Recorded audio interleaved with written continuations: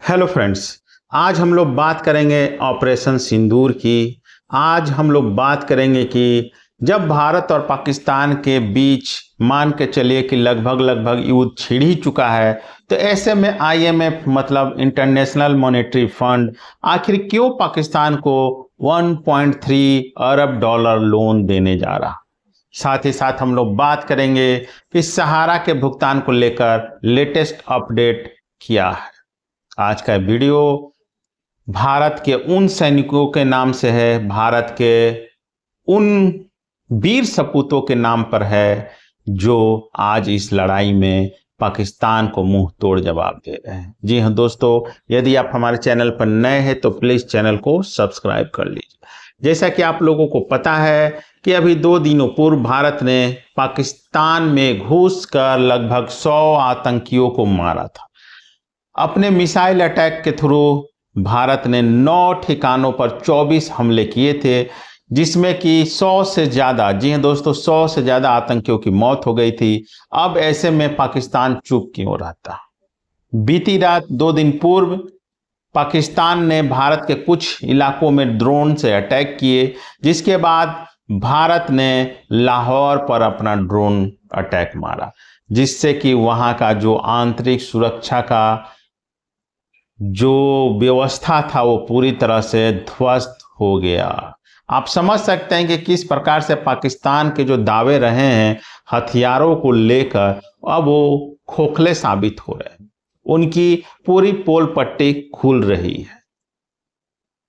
कल, जी हां दोस्तों, बीती रात को पाकिस्तान ने जम्मू से लेकर पंजाब के क्षेत्र, गुजरात का क्षेत्र और राजस्थान के क्षेत्रों पर हवाई हमले किए, मिसाइल से हमले किए, ड्रोन से अटैक किए, मोटार दागे।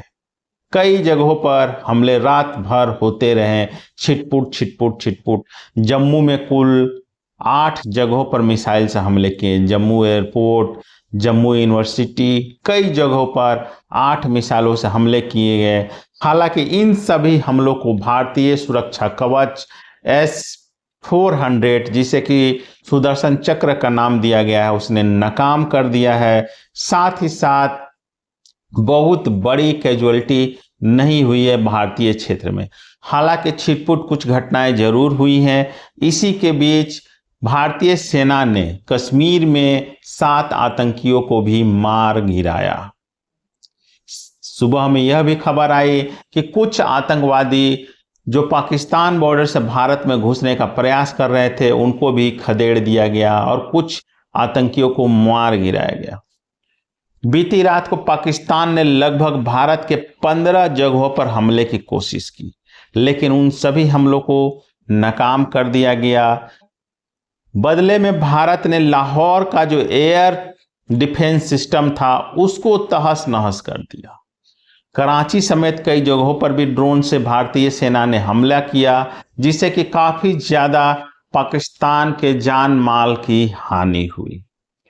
मामला अभी सलटा नहीं है और इस बार उम्मीद की जानी चाहिए कि भारतीय सेना, जी हां दोस्तों, भारतीय सेना जो पिछले 70-75 साल से इस कश्मीर के मसले को लेकर कश्मीर के दंश को झेल रही है, इस बार कहीं ना कहीं फाइनल मुकाम, अंतिम मुकाम पर पहुंचाएगी। जी हां दोस्तों, हम भारतीयों की यही तमन्ना है कि इस बार कम से कम, जी हां दोस्तों, कम से कम पीओके, जो पाक ऑक्युपाइड कश्मीर है, जो कि भारत का हिस्सा है, जिस पर पाकिस्तान ने जबरन कब्जा करके बैठा हुआ है, कम से कम उसे तो इस बार भारत में मिला लिया जाए और जो हमेशा हमेशा के लिए विवाद का जगह रहा है उसको खत्म कर दिया जाए।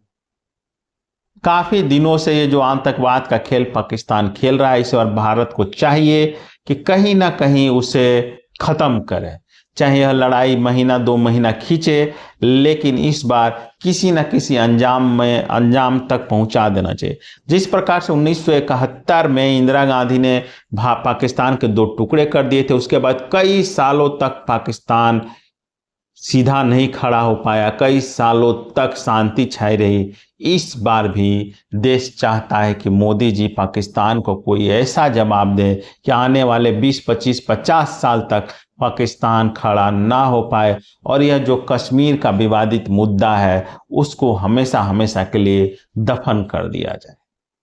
उम्मीद की जानी चाहिए कि इस बार भारत सरकार और भारतीय सेना आम भारतीय की मंशा, आम भारतीय की भावना को समझेगी और इस बार पाकिस्तान का खेल खत्म करेगी।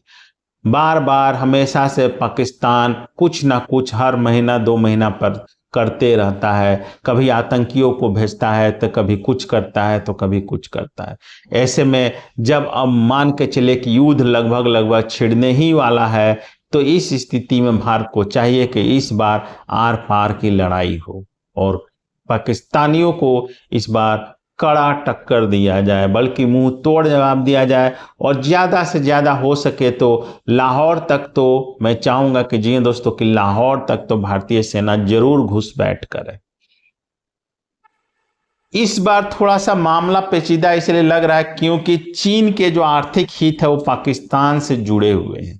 कहीं ना कहीं जो बीती रात हमला हुआ है, पाकिस्तान ऐसे अपने तो करेगा नहीं, क्योंकि जो मुल्ला मुनीर हैं, जो वहाँ के सेनाध्यक्ष हैं, वो उतने मजबूत नहीं है। जरूर उन्हें चाइना से, हो सकता है, मेरा यह आकलन है कि चाइना कहीं ना कहीं परोक्ष रूप से पाकिस्तान की मदद कर रहा है। हालांकि अमेरिका ने हाथ झाड़ लिया है और उसने कहा है कि यह मामला दोनों देश का है और इसमें अमेरिका बीच में नहीं पड़ना चाहता है।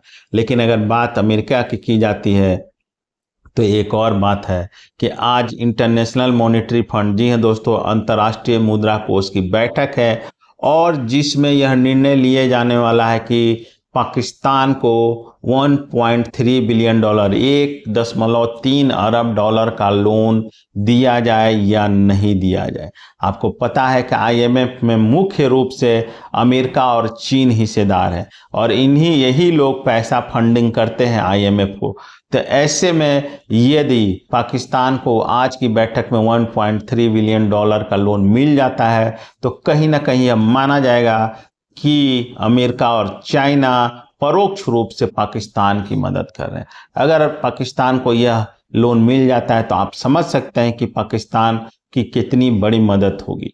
हालांकि भारत भी इस बैठक में मौजूद रहेगा और वो पुरजोर कोशिश करेगा कि पाकिस्तान को यह लोन ना मिल पाए, लेकिन उम्मीद कम है क्योंकि चाइना का पूरा सपोर्ट पाकिस्तान के साथ। अब देखना होगा कि आज आज ही इसकी बैठक है, आज शाम तक रिपोर्ट आ जाएगी, आज देर रात तक अगर उसे लोन मिल जाता है तो काफी परेशानी हो सकती है।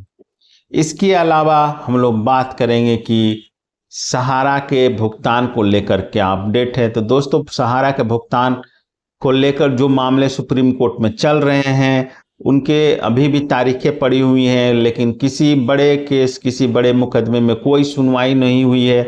अभी कुछ दिनों पूर्व एक मुकदमे में सुनवाई हुई थी जिसमें सहारा के जो टॉप डायरेक्टर के संपत्ति के बारे में जो पूछा गया था, फिलहाल उसको खत्म कर दिया गया है। अब उस डिमांड को सुप्रीम कोर्ट ने खत्म कर दिया है, तो कहीं ना कहीं यह सहारा की जीत मानी जाएगी। सहारा के 20 टॉप डायरेक्टरों की जीत मानी जाएगी कि उनकी संपत्ति के का ब्यौरा अब कोर्ट नहीं मांगेगा। इसके अलावा सहारा सेबी के मामले में अब चूंकि चीफ जस्टिस संजीव खन्ना 13 को रिटायर हो रहे हैं, तो नए चीफ जस्टिस हैं, अब वो उस बेंच की अगुवाई करेंगे। उम्मीद की जानी चाहिए कि जल्द से जल्द सहारा सेबी मामले का पटाक्षेप होगा और तारीख पड़ेगी और BR गवई जो नए चीफ जस्टिस 14 तारीख से बनने वाले हैं, पर्सनल इंटरेस्ट लेकर सहारा के इस मामले को समाप्त करेंगे। बहुत सारे हमारे दर्शक हैं जो बोलते हैं कि आप बार बार सहारा के मुद्दे को, भुगतान को क्यों उठाते हैं।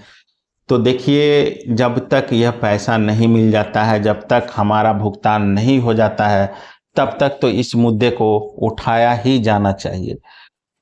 आप ही नहीं बल्कि हम लोग, सभी लोग इस सहारा कंपनी के भुक्तभोगी हैं और जब तक हमारा पैसा नहीं मिलता है, जब तक आपका पैसा नहीं मिलता है, मैं बार बार वीडियो बनाता रहूँगा, बार बार भुगतान के मुद्दे को उठाता रहूँगा, भले ही आपको अच्छा लगे या ना लगे। हमारा काम है कि हम आम जनता की परेशानियों की आवाज़ सरकार तक पहुँचाएं। एक ही मुद्दे को बार बार तब तक उठाया जाए जब तक कि वो हल नहीं हो जाता। अगर एक बार उठा के चुप लगा दिया जाए तो हल नहीं होगा। 10, 12 साल, 15 साल से यह मामला अटका हुआ है। ऐसे में जब सभी चैनल्स, बड़े मीडिया चैनल्स तो इस मुद्दे को उठाते नहीं हैं, जो छोटे मोटे यूट्यूब चैनल हैं वो इस मुद्दे को उठाते हैं, तो बहुत सारे ऐसे दर्शक बोलते हैं कि आप लोग बार बार एक ही मुद्दे को उठाते हैं, आप लोग बार बार व्यूज़ पाने के लिए, पैसा पाने के लिए, पैसा कमाने के लिए, अपनी दुकान चलाने के लिए इस मुद्दे को उठा रहे हैं। तो भाई, आपको किसी ने नहीं रोका है, आप भी इस मुद्दे को उठाइए, आप भी पैसा कमाइए, आप भी व्यूज़ पाइए। आप भी, अगर आपके पास पैसा है तो आप जो गरीब सहारा निवेशक है उसको भुगतान कर दीजिए, किसी ने आपको रोका नहीं है। बात रही कि अपनी दुकान चलाने की, तो दोस्तों, अगर आपको लगता है कि एक वीडियो बनाने से हमारा घर का खर्चा चलता है, तो मैं चाहूँगा कि आप लोग एक दिन में 10-10 वीडियो बनाएं और करोड़पति अरबपति जरूर बन जाए। दोस्तों, आने वाले दिनों में सहारा के लिए काफ़ी महत्वपूर्ण होने जा रहे हैं। क्योंकि सहारा निवेशकों के लिए, क्योंकि उम्मीद की जानी चाहिए कि इसी महीने में पीनक पानी मोहंती और सहारा से भी दोनों ही मुकदमों की सुनवाई हो और कोई निर्णय मिले। सहारा रिफंड पोर्टल पर भी काफ़ी समस्याएं हैं। भुगतान की प्रक्रिया फिलहाल अभी काफ़ी धीमी हो चुकी है। बीच में कुछ गति पकड़ी थी, लेकिन अभी धीमी हो चुकी है।